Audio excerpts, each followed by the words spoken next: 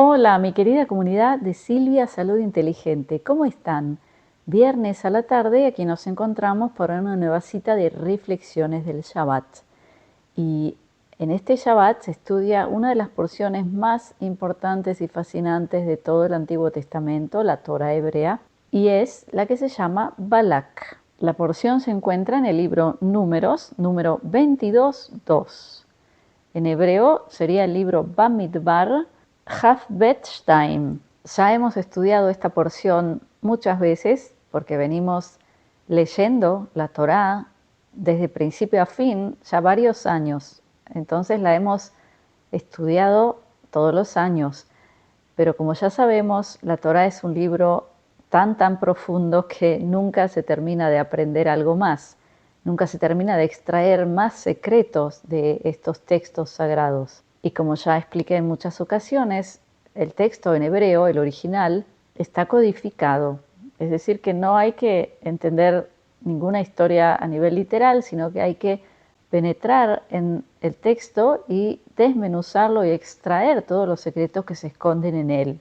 Y la porción llamada Balak es una de las más intrigantes y fascinantes, que está repleta de secretos importantísimos. ¿Y quién era Balak? Balak era un rey que gobernaba en la zona de Moab, en el Medio Oriente, y estaba en el camino del pueblo hebreo hacia la tierra prometida. Es decir, cuando los hebreos iban caminando desde Egipto, iban pasando por diferentes tierras e imperios, y uno de ellos era el del rey Balak. Y ellos siempre declaraban que llegaban en son de paz, mandaban representantes a que vayan a hablar con los reyes y les decían que no se preocupen, ellos solo querían pasar. No iban a tocar nada, no iban a beber de sus pozos, no iban a comer de sus frutos, con lo cual ellos pedían pasar solamente. Pero muchos de estos reyes eran gente muy agresiva y temerosa a su vez, y también habían escuchado sobre el pueblo hebreo, sobre las hazañas de haberse podido escapar, salir de Egipto en contra de la voluntad del faraón, que era el más poderoso de toda la zona. O sea, era una hazaña tan importante que eso hacía quizás que esos reyes teman al pueblo hebreo, además que en cantidad eran muchos. Entonces, ¿qué es lo que hace Balak? Balak manda llamar a un brujo muy famoso llamado Bilam, que se sabía que tenía un poder enorme de maldecir, es decir, su boca, su palabra, tenía mucho poder. Y lo que Balak hace es mandarlo llamar para pedirle que maldiga al pueblo hebreo. Y él estaba seguro que si lograba que Bilam maldiga al pueblo hebreo, les iba a generar un gran daño. Y ya hemos estudiado varias veces la porción, muchos de ustedes deben saber cómo termina esta historia. A grandes rasgos, lo que ocurre es que Bilam le pregunta a Dios si puede hacer eso, y Dios le dice que no. Le dice que el pueblo hebreo es un pueblo bendito, por lo cual no se puede maldecir. Y como el rey Balak sigue insistiendo, otra vez Bilam le pregunta a Dios, y Dios le dice, bueno, tú ve, párate sobre el monte mirando hacia los hebreos, abre tu boca y empieza a maldecir, pero yo pondré las palabras en tu boca. Y lo que ocurre al final es que lo que sale de la boca de Bilam son bendiciones. Pero yo aquí quiero que nos detengamos específicamente en los versículos donde Bilam les dice a los representantes de Balak que él primero tiene que hablar y preguntarle a Dios si está de acuerdo con maldecir a los hebreos. Vamos al versículo que está en Números 22:8. Primero les leo en hebreo y luego voy a traducir. Dice así: Vayomar elehem linu po halayla, ve'eshavti otchem davar keasher idaber Adonai elai, vayeshvu sarei Moab im Bilam. ¿Qué dice aquí? Aquí dice que Bilam les dice a los representantes de Balak, le dice, quédense a dormir aquí esta noche y yo les voy a responder lo que diga Dios, luego de que Dios hable a mí, hable conmigo. Es decir, que Bilam les dice, váyanse a dormir porque durante la noche yo tengo que ir a hablar con Dios, a ver qué me dice. Pero ¿qué nombre usa Bilam cuando se refiere a Dios? El nombre que usa es el tetragrama, que ahí lo vemos escrito en hebreo, las 4 letras famosas. Ese es el nombre explícito de Dios y es un gran misterio. Yo creo que no hay una persona en el mundo que pueda decir honestamente y sinceramente que sabe descifrar con exactitud todo lo que hay dentro de este nombre en hebreo. Y ya les he dicho en muchísimas ocasiones que lo que se ha traducido a los idiomas occidentales como Jehová, Yahvé, Yahweh, que vienen a representar un nombre de persona, ¿sí? Como si fuera un personaje, eso no existe. Yo ya se los expliqué, porque las 4 letras hebreas no son ni Jehová, ni Yahvé, ni Yahweh, y tampoco son un nombre propio. Es decir, dentro de estas letras se esconden muchísimos secretos que revelan no solo características sobre Dios, sino también sobre el universo, sobre la relación entre el ser humano y Dios. Es decir, es tan profundo y extenso lo que se puede decir sobre esas 4 letras, pero lo que sí les puedo decir es que no se puede traducir estas 4 letras como un nombre de un personaje, que es lo que se ha hecho en las Biblias traducidas a los idiomas occidentales. Y yo aquí voy a tocar solo algo muy pequeño, una de las características del tetragrama, y es que representa la ley de causa y efecto, representa el orden divino y sin lugar a dudas representa al uno, al Dios único, el que está sobre todas las cosas.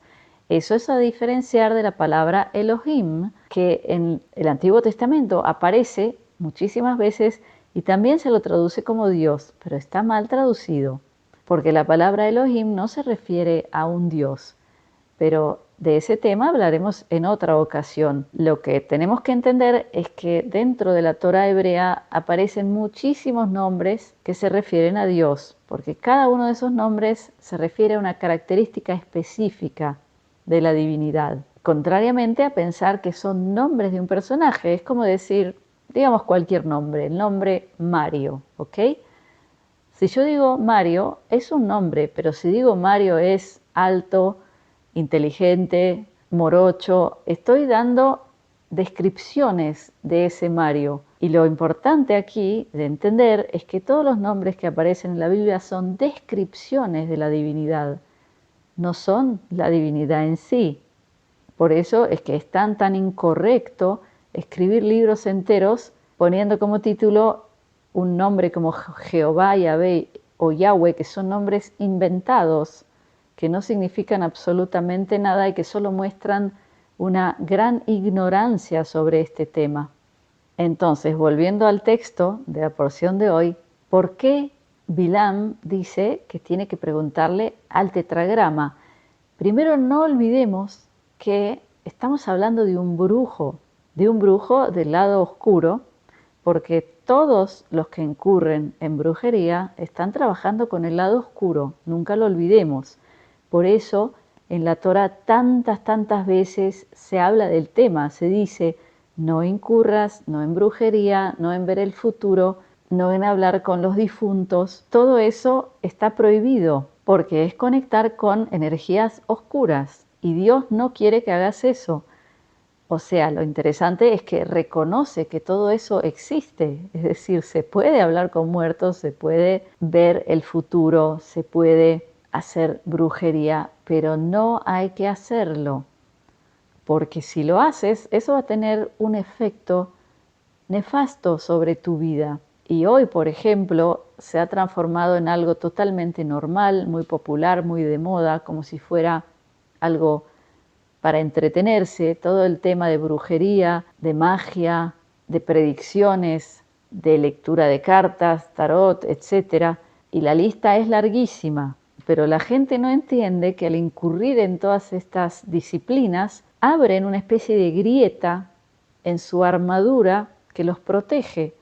Entonces, en algún momento en la vida pasan cosas feas y no se entiende por qué te pasan esas cosas tan feas. Y es porque son el efecto de la causa. ¿Y cuál es la causa? Es que has incurrido en brujería. Y lo interesante aquí, que Bilam era un brujo muy poderoso, se dice que era equivalente a Moisés en sus poderes y en su sabiduría. Y por eso mismo, que él tenía tanta sabiduría espiritual, él sabía que existe un orden divino con leyes de qué se puede hacer y qué no se puede hacer, que ese es uno de los aspectos del nombre explícito de Dios en hebreo, que es el tetragrama. Entonces, Bilam, durante la noche, tiene que preguntarle a Dios si se puede hacer eso, porque él sabe que si él llega a maldecirlos cuando no se permite hacerlo, porque son un pueblo bendito, el efecto va a caer sobre él, es decir, él va a quedar con una cuenta pendiente y luego le va a pasar una desgracia por eso. Y lo que aprendemos aquí es que en brujería hay muchos niveles de entendimiento. Hay gente que trabaja con todas estas cosas y ofrece servicios que no llega a entender con profundidad las leyes espirituales o se autoconvence que las entiende. Pero los brujos muy elevados, ellos saben que no se puede dañar a quien no lo merece. ¿Y quién es el que no lo merece? El que no ha transgredido la ley divina. Y en el momento en el que el pueblo hebreo estaba por pasar por esas tierras de Balac, el pueblo hebreo estaba en un estado de pureza y en ese momento no se lo podía maldecir. Eso no quiere decir que antes o después no hayan cometido muchos errores y luego hayan tenido que pagar por sus errores, como por ejemplo el becerro de oro, etc. Pero en ese mismo momento estaban en un estado de pureza que hacía que sean intocables. Por eso, Bilam les dice, durante la noche tengo que hablar con, y ahí da el nombre del tetragrama, para ver si, de acuerdo a la ley de causa y efecto, ellos merecían o tenían una grieta a través de la cual se podía dañarlos con una maldición. Y la respuesta de Dios fue no. Y luego, cuando Balac recibe las noticias que dicen que Bilam se niega a hacer esto, él vuelve a insistir una y otra vez y Bilam vuelve a preguntarle a Dios. Y en ese momento es cuando Dios le dice, bueno, tú abre la boca como si fuera que los vas a maldecir y yo pondré en tu boca las palabras. Y lo que sale de la boca de Bilam son bendiciones, porque realmente no era posible dañarlos, porque estaban en un estado de santidad. Y las palabras que salen de la boca de Bilam son una bendición famosa y bellísima que habla de ese pueblo y de las maravillas que le ocurrirán en el futuro y en lo que se transformará. Y ahora quiero aclarar para todos ustedes que cuando hablamos del pueblo de Israel no estamos hablando de gente física, no estamos hablando de una nación, no estamos hablando de una raza o una religión, estamos hablando de un grupo de almas. O sea, hoy por hoy, cualquier persona en el mundo puede ser parte del pueblo de Israel, no importa su religión. Y puede ser que una persona que tiene la religión judía no sea parte del pueblo de Israel. Y ahora quiero volver al punto de la brujería y de la prohibición. Muchos pueden decir, bueno, en la misma Torá dice que se puede hablar con los muertos, se puede predecir el futuro, entonces, ¿por qué no usarlos? ¿No es cierto que se puede hacer esa pregunta? Y aquí tenemos que volver atrás al Génesis y recordar cómo pierde Adán, el hombre, el primer hombre, y Eva, cómo pierden el paraíso.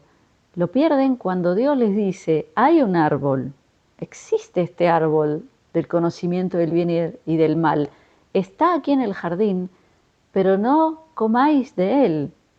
O sea, el árbol está, pero también hay una advertencia y hay una regla que dice no hay que comer de él. Podemos hacer una analogía, por ejemplo, a un gran científico hoy, digamos, que es muy inteligente y tiene la capacidad, por ejemplo, de desarrollar una tecnología con la cual se puedan crear armas letales para la humanidad. Y esas armas le darían mucho dinero, mucho éxito quizás. Es decir, la posibilidad está. Ese hombre tiene la inteligencia, tiene la capacidad, pero aquí viene el libre albedrío de decir, por más que esté la posibilidad, ¿hay que hacerlo o no? Y sin duda nuestra humanidad, nuestra sociedad han llegado al momento en el que estamos viviendo hoy, en el que la maldad está en todas partes, la corrupción está en todas partes. Y eso es exactamente por eso, por no detenerse y decir, bueno, podríamos hacer esto, pero ¿acaso es correcto? ¿Acaso podemos decir no a nuestro ego, a nuestra codicia de tener más? Por ejemplo, si hablamos de ese científico, quizás hacer esa tecnología, desarrollarla y generar armas letales puede hacer que se vuelva multimillonario y también hasta quizás le den un premio Nobel, porque sabemos que el premio Nobel se lo dan hoy a los que sirven, ya saben qué lado, ¿no es cierto? Entonces, el ego de esa persona y la codicia son los que van a hacer que lo haga, que elija hacer lo que sabe que no tendría que hacer. Lo mismo con la brujería. La brujería está ahí, pero tú tienes la capacidad de elegir, quiero hacerlo o no, pero nunca olvides que tiene sus consecuencias. Igual que si ese científico desarrolla armas que generan sufrimiento a inocentes, eso tiene su consecuencia, tal como tuvo consecuencia el comer del fruto del árbol del conocimiento del bien y el mal, sabiendo que no tenían que hacerlo. La consecuencia fue nada más y nada menos que perder el paraíso y comenzar un camino desde el punto más bajo, con sufrimiento, con escasez, con dolor, y todo eso podía haberse evitado si hubieran tomado la decisión correcta. Y lo más interesante es que lo que tenemos que hacer o no está escrito aquí en este libro. Nos dice claramente lo que hay que hacer y lo que no hay que hacer. Pero dado que vivimos en un mundo de libre albedrío, podemos elegir hacer lo que no hay que hacer, pero luego tendremos que responsabilizarnos de la consecuencia. Así que eso es todo por hoy, mi querida audiencia. Como siempre los invito a comentar abajo qué piensan de todo lo que expuse hoy. Me interesa mucho vuestra opinión. Por último, los invito a unirse a mi comunidad privada, comunidadsilvia.com, donde doy transmisiones en vivo e indirecto, hablando de todo lo que pasa hoy en el mundo, con libertad de expresión y por supuesto desde mi humilde perspectiva. Así que los dejo con mi bendición, mi braja de briut, que es salud, de shalom, que es paz, de ahavá, que es amor, y shefa shel dvarim tovim, que es multiplicidad de cosas buenas. Gracias por estar conmigo. Shabbat shalom.